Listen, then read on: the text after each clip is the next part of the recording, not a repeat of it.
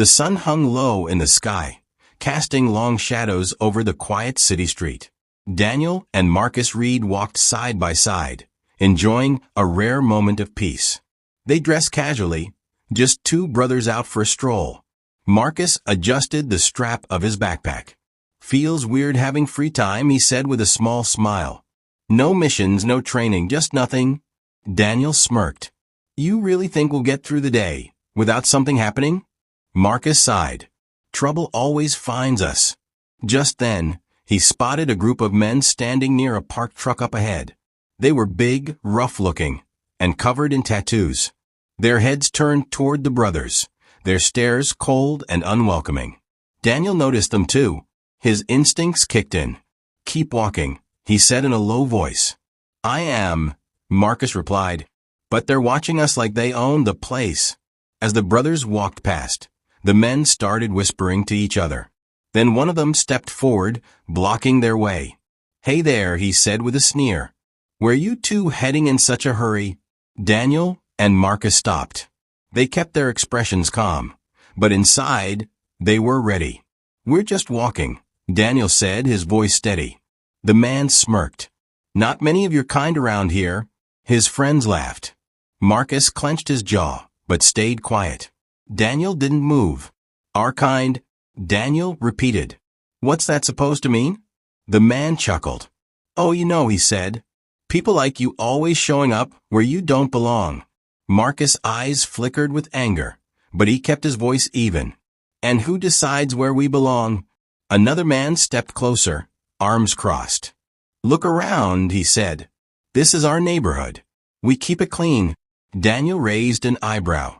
"You mean by standing around harassing strangers?" The leader's grin faded. "You got a smart mouth," he said. Daniel shrugged. "Just asking questions." The man's smile returned, but it was colder now. "You think you're tough, don't you?" Marcus exhaled slowly. He could feel the tension rising. The gang was looking for a fight. "Let's just keep moving," he said quietly to Daniel. But the leader shook his head. "No, I think we should talk a little longer." The other men started closing in, cutting off any way out. Daniel sighed. "You don't want to do this." The leader laughed. "Oh yeah? And why's that?" Marcus glanced at Daniel. "They have no idea, do they?" Daniel smirked. "None?" The leader's grin faded. "What the hell is that supposed to mean?" Daniel's posture shifted slightly, just enough to prepare for what was coming. "It means," he said, "that this is going to end very badly for you." The leader's face twisted in anger. "Take them down." The gang lunged. Daniel reacted first, dodging a punch and grabbing the man's wrist. With one sharp twist, he flipped him onto the pavement. The man cried out as his arm bent the wrong way. Marcus ducked as another attacker swung at him. He moved fast, kicking the man's legs out from under him. Before he could get up, Marcus landed a powerful punch to his jaw, knocking him out cold. The gang hesitated. "They're trained," one of them shouted. Daniel smirked. "Now you get it." The fight wasn't over. The remaining men charged. Marcus moved like lightning, blocking a punch and slamming his elbow into an attacker's ribs. The man gasped for air, stumbling backward. Daniel caught another by the shoulder and drove his knee into the man's stomach. He doubled over in pain before Daniel shoved him into a parked car. The last man standing backed away, his hands raised. All right, we get it." The leader groaned on the ground, clutching his broken wrist. He glared up at Daniel and Marcus. "You don't know who you're messing with," he spat. Daniel crouched down, staring him in the eyes. "No," he said. "You don't." Marcus turned to Daniel. "Let's go." Daniel nodded. As they walked away, he glanced back at the gang, now beaten and humiliated. "Next time," he said, "pick your fights wisely." The brothers disappeared into the city, leaving behind a gang that would never forget the day they made the worst mistake of their lives. Daniel and Marcus walked away from the alley, but they both knew this wasn't over. The gang they had just humiliated wouldn't let it go. "They'll be back," Marcus said. Daniel nodded. "Yeah, but we'll be ready." They turned onto a quieter street, keeping their pace steady. Marcus glanced at his brother. You think they were just some street punks, or was there more to it? Daniel exhaled. The way they talked, it felt like they were part of something bigger. Marcus frowned. Yeah, that leader guy. He wasn't just some thug. He had people who listened to him. Before they could discuss it further, Marcus's phone buzzed. He pulled it out and saw a message from an unknown number. We saw what you did. You have no idea what you're up against. Walk away while you can. Marcus showed the message to Daniel. Well, that was fast, Daniel muttered. Marcus typed back, Who is this? No reply. Daniel looked around. We need to move. They made their way to a small diner, stepping inside and grabbing a booth in the corner. A waitress brought them coffee, but they barely touched it. We need to figure out who these guys are, Marcus said. Daniel pulled out his phone and started searching. Let's start with the tattoos. Did you notice the skull and snake design?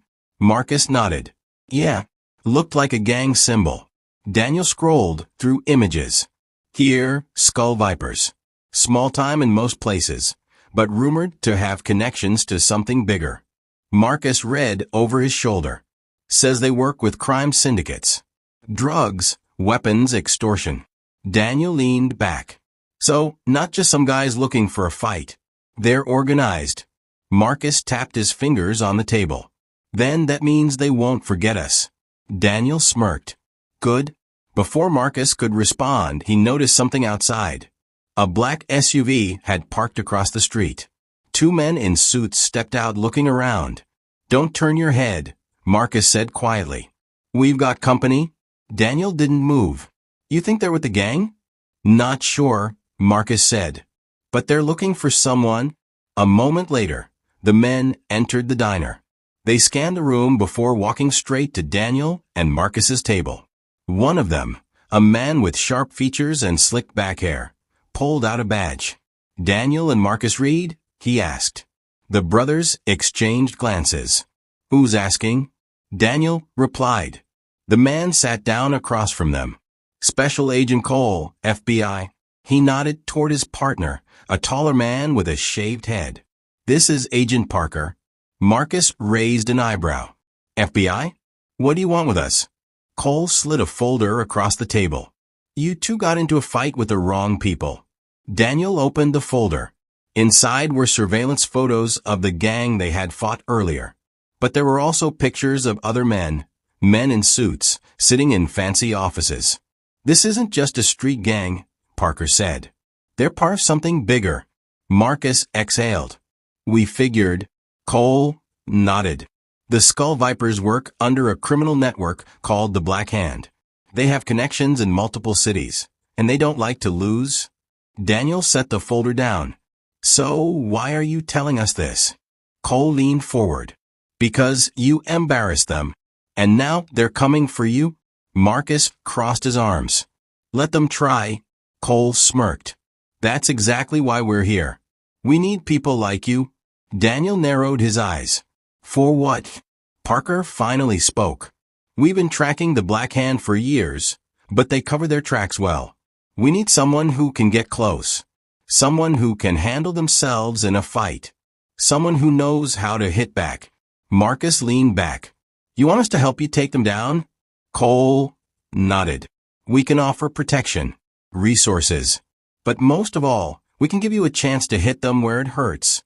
Daniel considered this. What's the catch? Cole's smirk faded. Once you start, there's no walking away. Marcus looked at Daniel. They had always fought their own battles, but this was bigger. And if they didn't act, the Black Hand would keep growing. Daniel nodded. We're in. Cole extended his hand. Then let's get to work. That night, Daniel and Marcus sat in a safe house with Cole and Parker. A large map of the city was pinned to the wall, with red circles marking key locations. This is what we know, Cole said. The Black Hand runs several operations here. Drugs, money laundering, illegal weapons. But their main hub is an abandoned warehouse on the south side. Parker pointed to the map. This is where they move shipments in and out. If we hit it, We cut off a major source of their power.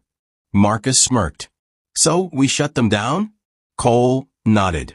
That's the plan. Daniel folded his arms. And what's stopping us from doing that right now? Cole sighed. They're expecting retaliation. Security is tighter than ever. If we go in loud, we'll be outgunned. Parker added. We need to do this smart. We find a weak point. A way inside. Daniel thought for a moment. Then we go in quietly. Find proof of their operations. Then, when the time is right, we take them down. Cole nodded. That's exactly what we need. Marcus grinned. Well, then, let's get started. The next night, Daniel and Marcus moved through the shadows, approaching the warehouse. The area was quiet, but they knew better than to trust that. Security cameras, Marcus whispered, pointing to a mounted camera near the entrance. Daniel nodded. We go around the back. They moved quickly and silently, staying low. As they reached the back door, Marcus pulled out a small toolkit and started picking the lock. Within seconds, it clicked open. They slipped inside. The warehouse was dimly lit, filled with crates stacked to the ceiling. Voices echoed from deeper inside. Daniel motioned for Marcus to follow. They crept forward, hiding behind crates until they had a clear view of the men inside. 4 men sat around a table, looking over documents. This shipment needs to be out by morning, one of them said. Boss doesn't want any mistakes. Another nodded. Last thing we need is more problems, like what happened yesterday. Daniel and Marcus exchanged a look. They were talking about the fight. Marcus whispered, we need to get closer. Daniel nodded. Let's move. They inched forward, sticking to the shadows. But just as they were about to reach the table, a sudden noise echoed through the warehouse. A radio crackled. Security check. All units, report. One of the men stood. I'll check it out. Daniel and Marcus froze as he started walking straight toward them. Marcus whispered, we need to take him out quietly. Daniel nodded. As the man turned the corner, Daniel struck fast, grabbing him and covering his mouth as Marcus knocked him out. They hit the body behind some crates. Marcus exhaled. That was close. Daniel smirked. We're just getting started. They turned back to the table, ready to uncover the Black Hand's secrets. Daniel and Marcus crouched behind a stack of crates, scanning the men at the table. The gangsters were deep in conversation, pointing at documents and muttering in hushed tones. The brothers needed to see what was on those papers. We need to get closer, Daniel whispered. Marcus nodded. Cover me. He moved like a shadow, slipping between the stacks of crates until he was just a few feet away from the table. He pressed against a wooden crate, peeking over the edge. One of the men tapped a document. Shipment leaves tomorrow at sunrise. No delays. Another nodded. And the money? The boss expects full payment before it moves. Marcus's eyes flicked to the papers. They showed delivery schedules, names, and large cash transactions.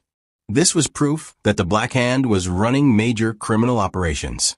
Then, one of the men stood up. I need a smoke. Marcus ducked lower as the gangster turned toward him. He was heading straight for his hiding spot.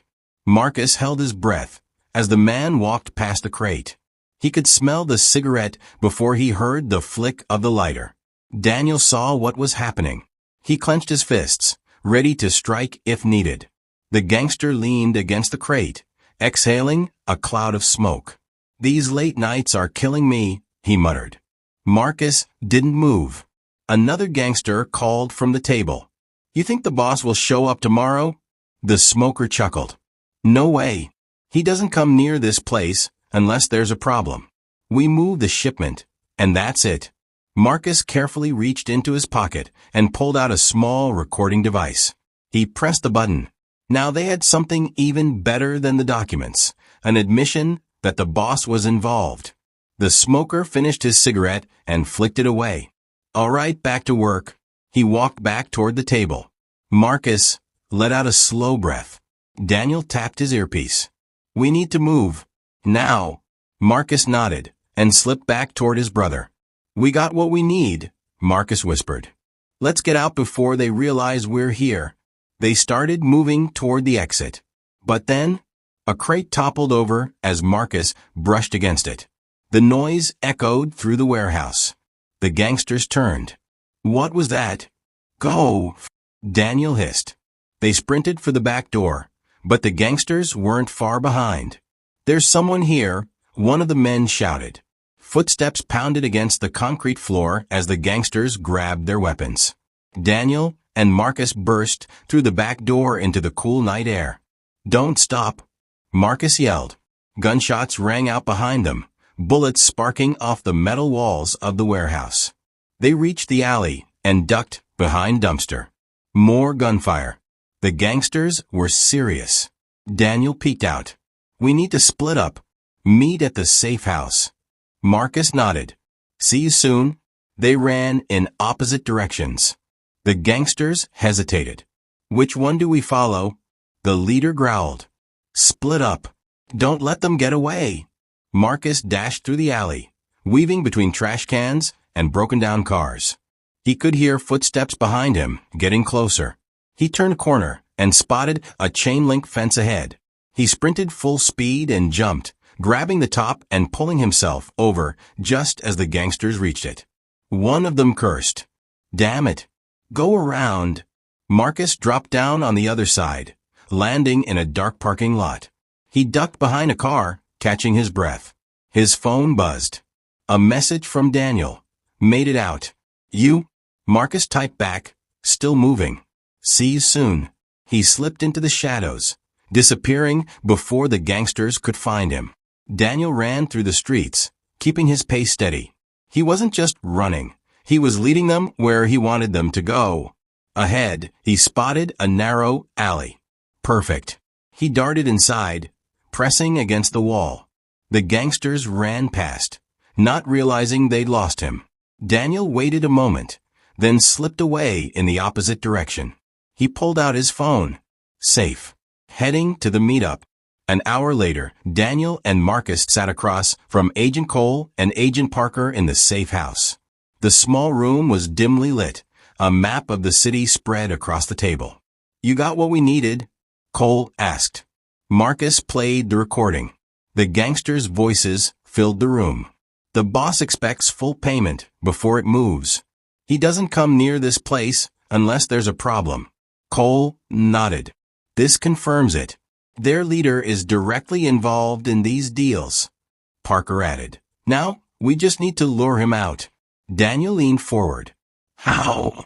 Cole smirked. We make him think there's a problem. The plan was simple. Disrupt the shipment. If they stopped the delivery, the boss would have to show up.